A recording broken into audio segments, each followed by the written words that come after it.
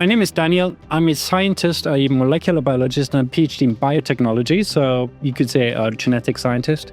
And I founded the company Novogenia in 2009, and we focus on personal genomics. So we give people the ability to look within their genes and use this information to either prevent diseases, improve treatment, or find out how what I eat interacts with my genes.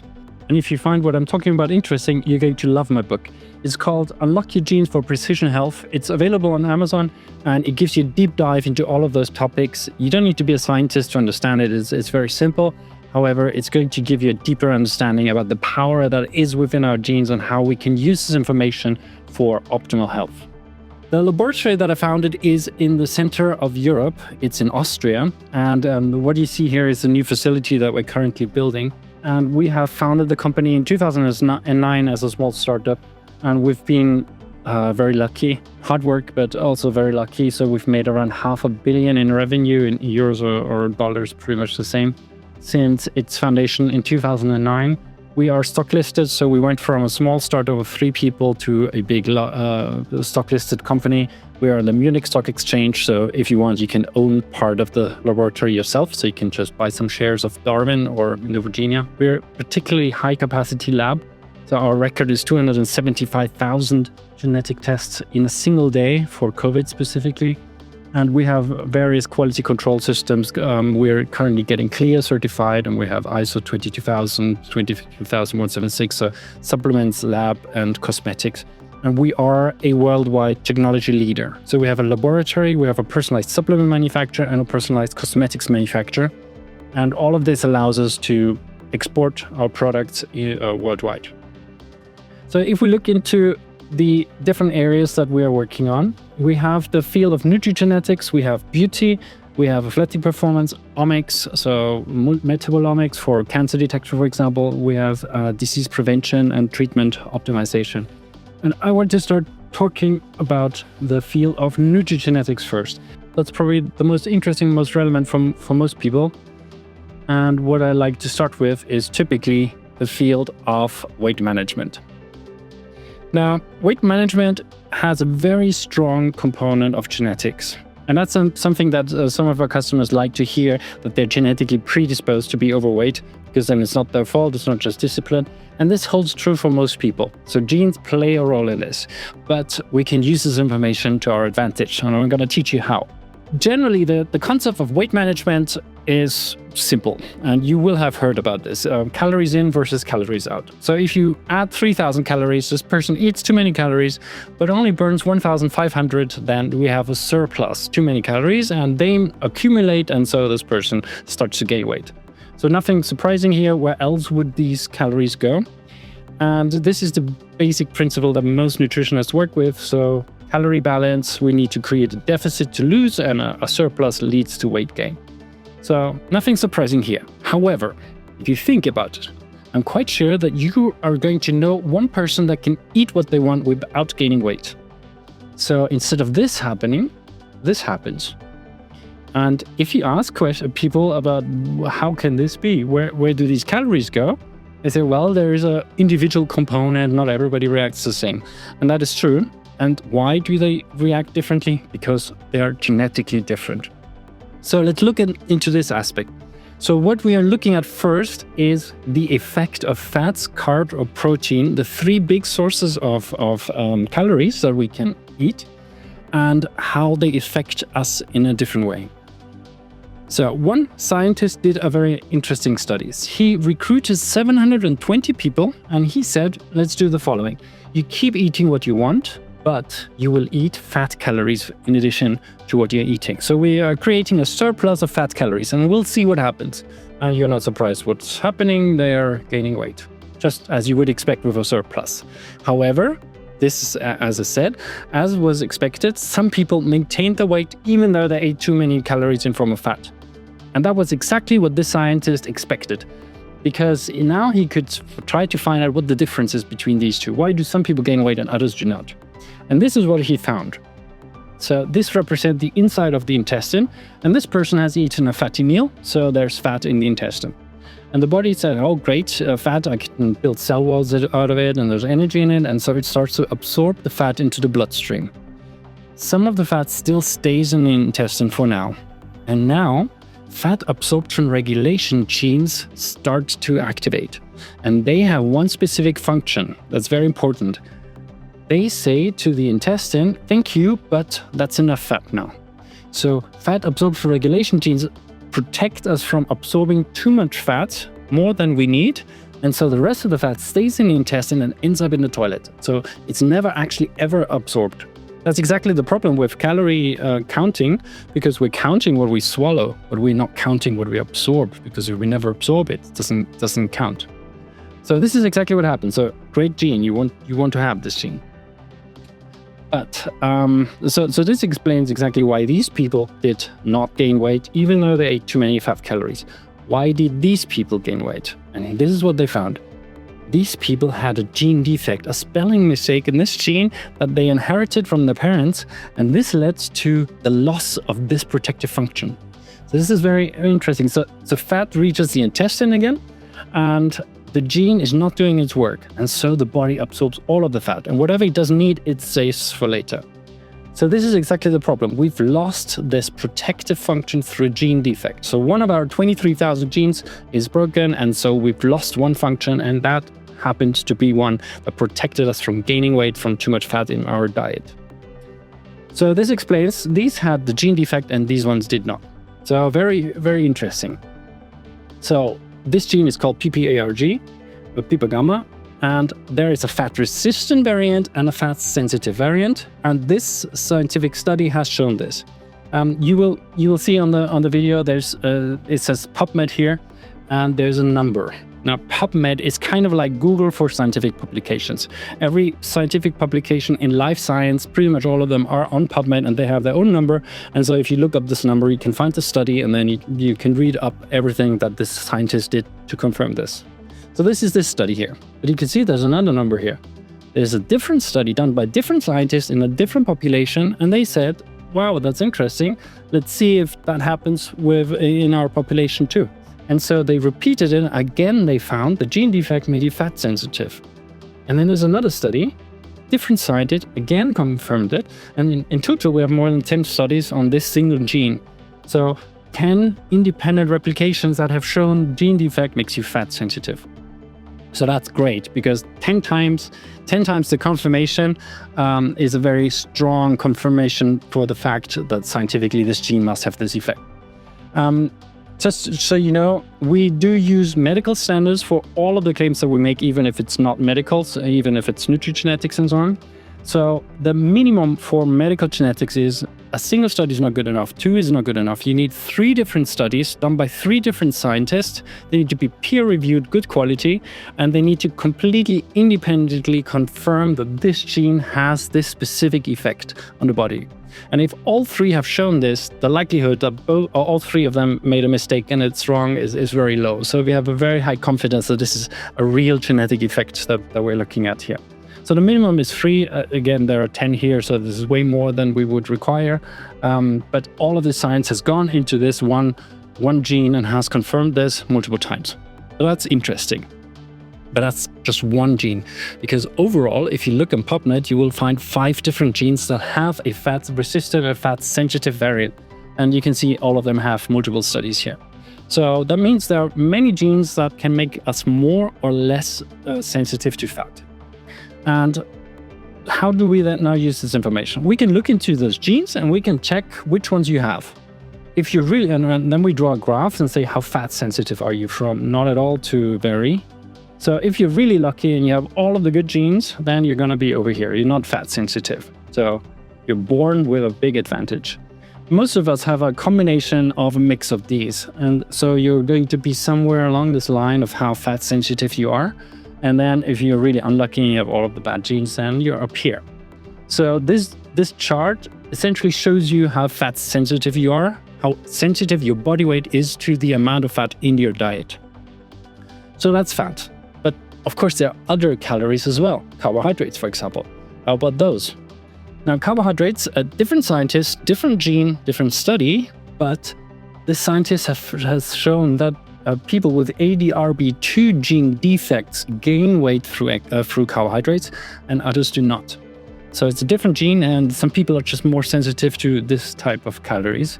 And so you can draw this graph, and this is actually my personal graph. So you can see I'm not carbohydrate sensitive, so I'm really lucky. My wife, by the way, is complete opposite of me in all of those genetic traits for weight management. So she's up here. So she's carb sensitive, and I'm not. My problem is fats. So I am fat sensitive. My wife is not. And then there's protein, the third the source for calories, and we're in the middle. So most people are in, or all people are in the middle, because we haven't found any genetic basis where people would be differently sensitive to protein. So it's always the right amount of protein, but how many carbs or fats we eat is something that we can modify. So taking this into account now, I want to lose weight. What should I do? So ask yourself the question, what is the recommendation that I should follow to lose weight? It would be more carbs, so more pasta and less steak. My wife, as I said, is the other way around. So she should eat less carbohydrates and more fats and moderate protein. So what I eat plays a role, and I can modify this. And I can achieve some success already by eating the things that are not a problem for me that I still like. But that's interesting. So a person that wants to lose weight has all of these potential different diets that you can follow: low fat, low carb, beauty magazines. Every week you have a new diet in there. So they all have their right to exist. However, they don't work for all of us in the same way. And so we can use this information and tell you, based on your genes, this is the diet that's best for you. So this is the one that has the highest level of success for your effort that you're putting into this diet.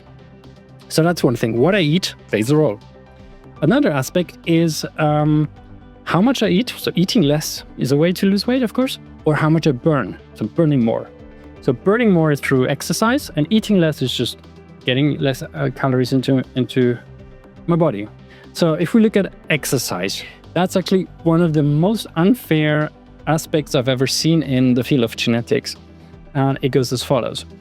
There are 25 different studies that have looked at thousands of people, and they all did pretty much the same thing. They recruited a group of people, and they said, okay, we're going to meet 2 or 3 times a week, and we're all going to do the same exercise for 1.5 hours, and we're going to weigh you at the beginning, and then after a few months, and then we're going to see how much weight you've lost through this intervention. So they all did the same things with the same discipline. And in each one of those groups, the big group of people ended up in 2 different groups. There was one called a responder group. So the ones that really reacted really well to this, and they lost a lot of weight through this way. So their superpower, great exercise, led to weight loss, as you would expect. But some people did exactly the same exercise, and depending on the study, lost between 2 and 8 times less weight at the same time. So they did exactly the same exercise, but lost up to 8 times less weight because they tested that in the study, had suboptimal genes. So for some people, they're genetically optimal for weight loss and others are not. So I'm really lucky because I'm the green here. I'm a responder for exercise. That's my superpower, how to lose weight. That's great. Here you can see what this looks like in the report. So one of the genes is called ADRB3, and we have 2 of those. So 2 functioning genes is what you would call, from most genes we have 2 copies, one from the father, one from the mother. So 2 functioning genes is something that 78% of the population have, and they lose weight well through exercise. 20% have 1 broken gene. We don't know if that's from the father or from the mother, but they have moderate weight loss through exercise, and 2% have 2 broken genes, and they don't lose weight very well through exercise. So you're born with this, and again, here you see the numbers of the different studies on PubMed. So that's exercise. For some people it works well, for others it does not, even though they put the same effort in. Very unfair. But thankfully there's another process, eating less. So a calorie reduction. Again, if you have an overweight person and they reduce their calories, some people are good responders, they lose weight really rapidly, and others do not. And the difference, and we know which genes play a role, the difference is around factor 3. So some people lose 3 times more weight if they reduce the same calories as someone else. Here I'm really unlucky because I'm this person. I'm a non-responder for calorie reduction. That's unlucky for me, but maybe lucky for you because you might have autogenes. So if a person now wants to lose weight, there are different options as we've seen. So is it like in my case, where exercise is a good approach, a really effective approach that leads to results very quickly, and calorie reduction, so starving myself, is uncomfortable and is not the best strategy for me. So I'm going to focus on exercise. That's my superpower. I do more exercise, I slightly reduce my calories, and then I'm focusing on what works for me. Or is it the complete opposite, like my wife, where little exercise is still important because it's still healthy, but that's not the way to lose weight for her. So we don't need to torture her with exercise if she doesn't want it. We reduce the calories significantly. That's her super strength. And there are all of these levels in between. And again, genetics is going to say, this is the best balance for you. This is how we focus on your strengths and we avoid your weaknesses. And this is going to be different for your neighbor. The next part is muscle mass loss. So if we are overweight, what happens is we have a certain amount of muscle mass and a certain amount of fat. And of course, we want to keep the muscle and get rid of the fat. So we start off with a certain balance of both things. If we have good genes, there is a very strong protective function that maintains my muscle mass and reduces my fat. If we have these genes, that's my body's working for me, it's preventing my muscle loss. And in these cases, we would tell this person, you should do endurance sports as your exercise, because during endurance sports, you can burn most calories within a certain amount of time. So that's a great sport in people with functioning genes that maintain the muscle mass. Some people have broken genes and they lose muscle mass as well as fat mass. And that's exactly what we don't want. So we're losing muscle mass and fat. We need to work against this. And endurance is not going to help here. What we need to do is resistance training. That means getting my muscles to the limit of their strength. What happens is that the muscles then realize, oh, I need to grow because I'm required. And so it has a growth impulse. During a deficit or during a diet when you eat too little, this is not going to lead to you becoming a bodybuilder. That only happens if you eat way too much and you train hard.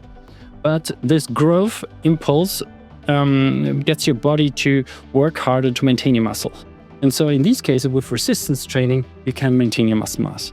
So depending on your genes, either it's endurance sports that we would recommend or a certain amount of resistance training. So genes play a role in what kind of exercise you should do. So it could be largely endurance, largely power-oriented sports, or somewhere in between. And again, genetics is going to say that's your best approach. So a person that wants to lose weight has all of these different options. And so what kind of strategy is, how much exercise and calories should we eat? What diet should we do? What kind of sport? All of these options, everybody of us has, but genetics will tell us, well, this is your best strategy and this is different for everyone. And so everybody follows their own program and follows their own strengths and weaknesses in a slightly different way. So these are the genetic traits that we can measure and find out through a genetic test. The next step is to use this information for a benefit. And originally, maybe I can talk a little bit about the history. So we started off with this around the year 2009, 2010. So we had the first version of this. And back then, the report was around 20 pages, and it communicated the genetic traits that you had. So you're carb sensitive and so on. And people were happy with the reports. It looked nice. However, when we asked them 2 months later, how much weight did you lose? Nobody lost weight. And so we realized we're missing an important part here. The science was correct, but people couldn't put it into action. And the 20-page report was a good marketing tool and looked nice, but it wasn't enough for it to actually create a result. And so we realized we don't just have to communicate genetic traits as we thought we should as a lab. We have to solve a problem for a person. And so we thought of how can we make sure that people can put this into action in an easy way. And the first thing that we invented was a food list. So what you see here is 900 different types of food. And we check every type of food for how much carbs, fat, and protein is in there. And if you remember, carbs are not a problem for me, but fat is. And so any type of food that has a lot of carbs and low fat is a good match for me. And if we now check, spaghetti bolognese pasta has a green rating. Perfect. That fits my genetic profile. The carbs are not a problem. There's a lot of carbs in there. And so this is a great food for me, and I can eat that. And that's great because I like it. My wife couldn't eat it because it's way too many carbs. However, dumplings with cheese and ham is a negative rating. So what we would do is I go through the list with 900 types of food. Everybody finds something that they can eat and they like to eat. And then I change my diet. So instead of one thing that I like to eat, I switch to another thing that I like to eat. And that's already half the work that I need to do. And it's also really easy to follow because in the restaurant, I just say, okay, pasta, that's all I need to do. But that's great. I love this list. This is the way that I typically change my diet. Some people liked it. So others said, it's too complicated. I don't want to think about 900 different types of food. Just tell me what to eat. Give me a plan. I'm going to follow it, but I don't want to think about it. And so we invented daily menus. So there's breakfast, lunch, and dinner. And there are the specific ingredients, and you can weigh them out, and you follow it, and then you're eating the exact right amounts of carbohydrates, fat, and protein per day. So that's another great day. And then there were some people that said, I want to cook something special. This is too boring for me. And so we created personalized recipes. Now here you can see 4 prawns. Some people will have 2, and others will have 8. So we're taking every single ingredient and we increase it or decrease it to exactly fit your genetic profile to make sure that this is perfectly matched to what you require. And so those are different ways of how to change nutrition. I, for example, have never cooked a recipe, but I know some people that love this and they don't like the food list. So everybody's different, and we just created all of these options of how to change your nutrition accordingly. And suddenly we got letters from people saying, I finally lost weight. Thank you very much. This was great. And so the marketing department was happy, of course, but the scientist in me wanted to know, did we create a benefit? And so we created our own study. So because if you talk to someone who's never heard about a genetic test and you say, there is a test that you could do for weight loss, quite likely they're going to say, why? Because I know how it's done, eat less and burn more. And we all know that this works. So there's no need to do a genetic test for weight loss. But my question was, if you would it give you a benefit over just doing whatever that works anyway? And so we did a study. We got 300 people and we said, okay, for 3 weeks, you're going to do the following. You're going to weigh yourself every day. You're going to fill out a questionnaire of what you've done today. And you're going to follow the standard recommendations. Eat less, burn more, more exercise and so on. So standard nutritional rules for weight loss. And they followed this. And you can see it worked. It didn't work too badly either. So it's 1.4 kilograms, almost 3 pounds in three weeks. So yes, we can lose weight without genetics, no problem. And then we had a break. And then they could do whatever they wanted. And some gained weight again and so on. But after this break, everybody got the genetic report. And suddenly, every one of them followed a different rule because every one of them was unique. There was no one rule that 2 people had. And so they followed that report, and they did that for 3 weeks. And suddenly, same people lost 3.5 kilograms at the same time. So that's around 7 pounds instead of 3. That's 2.4 times more weight loss. Now, we need to be careful in the interpretation of this, because this is not just genetics that did this. Because we know, for example, people on the gene diet were 11% more compliant. So just because it was the gene diet, they followed the rules 11% more. Then, of course, we did change what they ate and the training and so on. And so the whole program, as opposed to, I know how to lose weight, I'll just eat less and go to the gym, we did create a benefit. And so you can lose weight without a genetic test, of course, but if for your effort you want to get most out of it in the minimum amount of time, then focusing on your strength is an actual benefit that we're looking at. Now, there is the possibility of a booster supplement. We do now know that carbohydrates are not a problem for me, but fats are. but it could also be the other way around. And there are actually two different kinds of nutrients or supplements that can be taken that can interfere with the absorption of these. So one of them is called phaseolamin.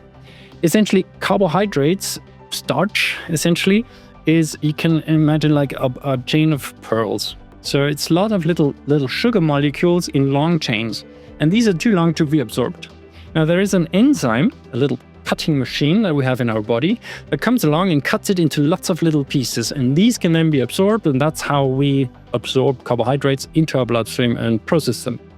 Now, if carbohydrates are a problem for me, we can add phaseolamin, which actually holds on to these enzymes, and it has shown to block the function. So it reduces the digestion, the cutting carbohydrates into smaller pieces, and thereby makes it less available for the body. So that's an exciting substance, but of course it only makes sense if carbs are my problem. If genetically carbs are not, then that's not something we would worry about. The other one is a fat absorption inhibitor. So there is a cactus fiber that if you mix it with dietary fat, it will hold on to it and it will not let go of it anymore. And so your body cannot absorb it. And if you're fat sensitive like myself, that's a great substance. So depending on if you're carbohydrate sensitive or fat sensitive or anywhere in between the two, we would add different amounts of one or the other to exactly block the kind of macronutrients that are an issue for me. So for me, it would be a lot of the fat blockers and hardly any of the carb blockers. So the way that you would take it, it's lots of, you can see this is a sachet, it says your name on here. So there are, the brown ones are for fats, the white ones are for carbs, and it's a unique mixture made specifically for me. And if I take it with lunch or dinner together with food, it will interfere with the calories in this food and then have this specific effect. It's not a magic bullet. It's not gonna, if you go and eat fast food all day and then take that, this is not going to solve your problems. But studies have shown that if you add this component to a calorie-reduced diet, that you're boosting the results. So it's a great way of how to boost this whole process in a personalized way, because the mix should be personalized based on my genetic traits.